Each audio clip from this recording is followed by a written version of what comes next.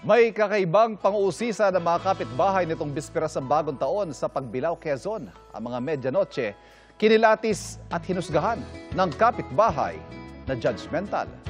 Yan ang pampag-good vibes ni Oscar Oida. Judging na po. Judging na po. Wala po mag-ayos. Hindi sa mga paputok nagulat ang neighborhood na ito, kundi sa isang biglang sumulpot sa kanilang bahay nitong medianoche. Ba't may judge po? May garland pa. Yan siya at score sheet. Baka mas maayos pa ang timpla ng ilaw kaysa sa Shanghai.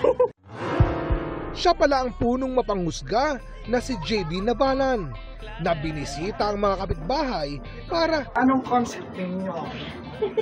kilatisin Bakit naka-plastic pa ito?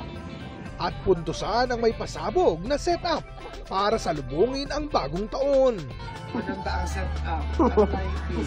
Nakapag-set up kami sa family na sa bahay namin. Piling ko nga talo kami nung isa naming kapitbahay. Para maiba naman, why not magkaroon ng New Year's Eve na set-up competition? Tradisyon na nga ang pag-aayos ng mesa sa medianoche, kasabay ng pagsalubong sa bagong taon. Hain ang ilang pampaswerte. May naabutan pa nga siyang abala sa setup.